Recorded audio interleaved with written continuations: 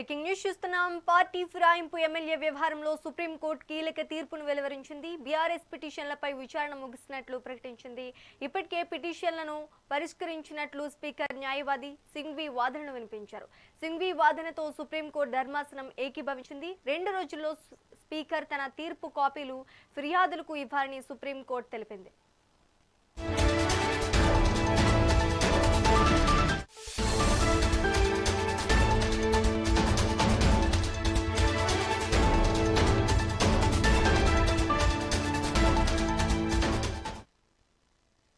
Party ఫిరాయింపు MLA వ్యవహారంలో supreme court కీలక తీర్పును వెలువరించింది. బీఆర్ఎస్ పిటిషన్లపై విచారణ ముగిసినట్లు ప్రకటించింది. ఇప్పటికే పిటిషన్లను పరిష్కరించిన స్పీకర్ న్యాయవాది సింఘ్వి వాదనను వినిపించారు. సింఘ్వి వాదనతో సుప్రీంకోర్టు ధర్మాసనం ఏకీభవించింది. 2 రోజుల్లో స్పీకర్ తన తీర్పు కాపీలు ఫిర్యాదులకు ఇవ్వాలని సుప్రీంకోర్టు తెలిపింది. ఇక ఇదే అంశానికి సంబంధించి మరింత సమాచారం మా కరెస్పాండెంట్ ఉషా లైవ్ ద్వారా అందిస్తారు. ఉషా, చెప్పండి, పార్టీ ఫిరాయింపు ఎమ్మెల్యే వ్యవహారంలో సుప్రీంకోర్టు కీలక తీర్పును వెలువరించిందని తెలుస్తోంది. దీనికి తాజా అప్డేట్స్ ఏంటి? 10 మంది ఫిరాయింపు ఎమ్మెల్యేల కేసులో సర్వోన్నత న్యాయస్థానం సుప్రీంకోర్టు డిస్పోజ్ చేస్తూ ఏదైతే బీఆర్ఎస్ పార్టీ చేసినటువంటి కేసుని డిస్పోజ్ చేస్తూ కాసేపటి క్రితమే తీర్పునిచ్చింది. 10 మంది ఎమ్మెల్యేలకి సంబంధించి నిన్న ఏదైతే స్పీకర్ గడ్డం ప్రసాద్ కుమార్ ఏదైతే తీర్పునిచ్చారో మిగిలిన ఇద్దరు దానం నాగేందర్, కడియం శ్రీహరితో పాటు వచ్చినటువంటి తీర్పు ఏదైతే ఉందో క్లీన్ చీట్ ఇవ్వడంతో ఈ కేసుకి సంబంధించి 10 మంది ఎమ్మెల్యేలు కూడా బీఆర్ఎస్ పార్టీలోనే ఉన్నారు. ఎక్కడ కూడా కాంగ్రెస్ కండువా కప్పుకోలేదు అన్న కోణంలో స్పీకర్ ఇచ్చినటువంటి తీర్పుకి బీఆర్ఎస్ పార్టీ ఇప్పటికే సుప్రీంకోర్టులో వచ్చేటటువంటి జడ్జిమెంట్ ఆధారంగా ఫర్దర్ ఎలాంటి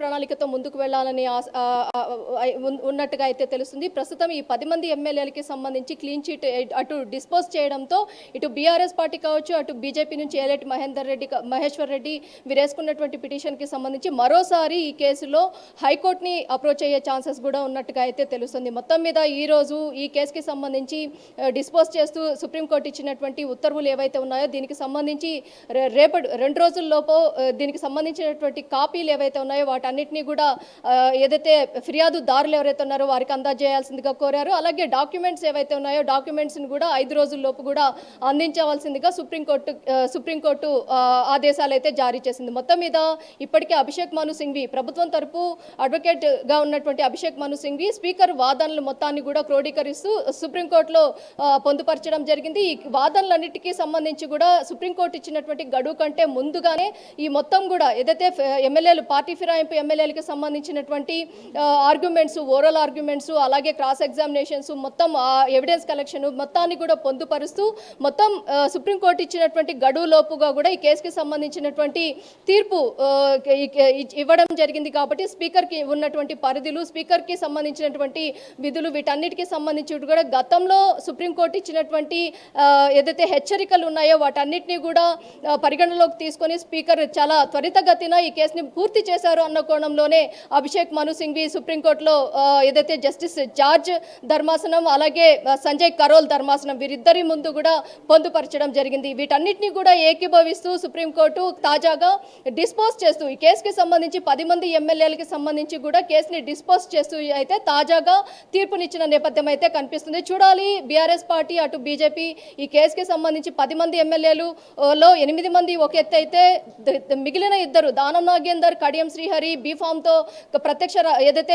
బీఫామ్తో అటు ఎంపీ సీటుకి సంబంధించి కావచ్చు, కడియం శ్రీహరి తన కుమార్తె కోసం బీఫామ్తో కాంగ్రెస్ ఎంపీ సీటుకి సంబంధించి కావచ్చు స్టేషన్ గన్పూర్ నుంచి నామినేషన్ వేసిన నేపథ్యము అలాగే విన్ అయిన నేపథ్యం కూడా మనం చూసుకోవచ్చు. ఇవన్నీ కూడా అటు ఎన్నికల అధికారికి పొందుపరిచిన నేపథ్యము, ఇవన్నీ కూడా పక్కా ఆధారాలు ఉన్నప్పటికీ కూడా స్పీకర్ తీర్పు ఏదైతే ఉందో స్పీకర్ తీర్పుని చాలా వరకు కూడా వ్యతిరేకిస్తూ అటు కేటీఆర్ కావచ్చు, ప్రతి ఒక్కరు ఏదైతే పిటిషన్ వేసుకున్నటువంటి వ్యక్తులు ఎవరెవరైతే ఉన్నారో వారందరూ కూడా ఈ కేసుకి సంబంధించి మరొకసారి హైకోర్టులో కూడా ఈ కేసుకి సంబంధించినటువంటి పిటిషన్ కూడా వేసుకునే అవకాశం కూడా ఉన్నట్టుగా అయితే తెలుస్తుంది. మొత్తం మీద ఈరోజు సుప్రీంకోర్టు ఇచ్చినటువంటి తీర్పు ఏదైతే ఉందో ఈ తీర్పుతో అయితే అటు బీఆర్ఎస్ పార్టీ శ్రేణులు అయితే మాత్రము అంత ఏదైతే ఈ కేసుకి సంబంధించి మాత్రము ఈ ఖచ్చితంగా హైకోర్టులో మరోసారి పిటిషన్ వేసుకోవడానికి అయితే సిద్ధమవుతున్నట్టుగా అయితే తెలుస్తుంది. శ్రీజ, ఉషా, ఇక బీఆర్ఎస్ నెక్స్ట్ ఏం చేసే అవకాశం ఉంది? మళ్ళీ పిటిషన్ వేస్తారంటారా?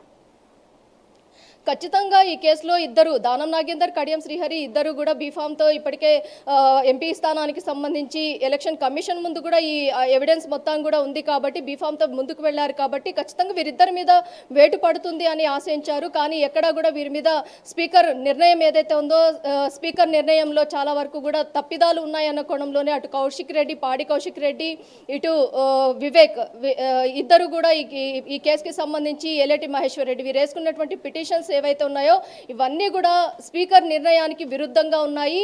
ఎవిడెన్స్ కలెక్షన్ ఇక్కడ చాలా స్ట్రాంగ్గా ఉంది. ఏదైతే ఎవిడెన్స్ కండువా కప్పుకోవడం కావచ్చు, అలాగే ప్రత్యక్ష రాజకీయ ఏదైతే కాంగ్రెస్ పార్టీ అధికార పార్టీ తరఫున కండువా కప్పుకోవడం కావచ్చు, బీఫామ్ తీసుకొని ఎంపీ స్థానానికి సంబంధించి పోటీ చేసి క్యాంపెయినింగ్ దగ్గర నుంచి ప్రతి ఒక్క ఎవిడెన్స్ని కూడా పొందుపరిచినప్పటికీ కూడా స్పీకర్ నిర్ణయం ఇక్కడ చాలా విరుద్ధంగా ఉంది అన్న కోణంలో కూడా చెప్పుకుంటూ వచ్చారు. కాబట్టి ఈ కేసుకి సంబంధించి ఖచ్చితంగా బీఆర్ఎస్ అటు బీజేపీ హైకోర్టు మరోసారి అప్రోచ్ అయ్యే ఛాన్సెస్ కూడా లేకపోలేదు. శ్రీజ, ఉషా, సరైన ఆధారాలు లేకపోవడం వల్లనే కేసు డిస్పోజ్ అయిందనుకోవచ్చు అంటారా?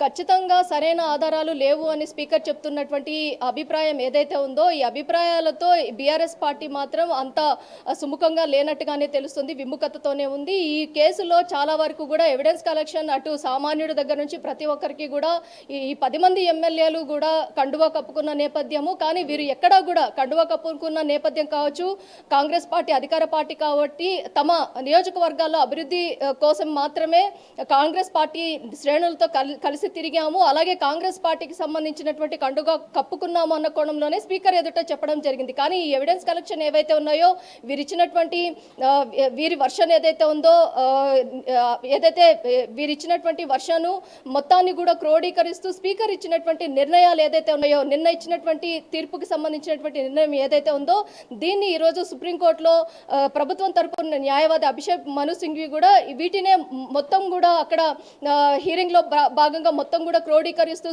సుప్రీంకోర్టులో వాదించడం జరిగింది. ఈ వాదనలు మొత్తాన్ని కూడా సుప్రీంకోర్టు పూర్తిగా ఏకీభవిస్తూ ఈ తీర్పు ఇవ్వడం కూడా జరిగింది. ఎవిడెన్స్ కలెక్షన్స్ కి సంబంధించి ప్రతి ఒక్కటి కూడా పొందుపరుస్తూ స్పీకర్ ఇచ్చినటువంటి తీర్పుకి సంబంధించి సుప్రీంకోర్టు కూడా ఏకీభవించడంతోనే ఈ కేసుని డిస్పోజ్ చేస్తూ మాత్రమే నిర్ణయం తీసుకున్నది సుప్రీంకోర్టు అనేసి తెలుస్తుంది. ఓవరాల్ గా ఈ కేసులో 10 మంది ఎమ్మెల్యేలకు అటు స్పీకర్ గడ్డం ప్రసాద్ కుమార్ కు కూడా చాలా భారీ ఊరట లభించినట్టుగానే తెలుస్తోంది. Sreeja, right, thank you for the update Usha.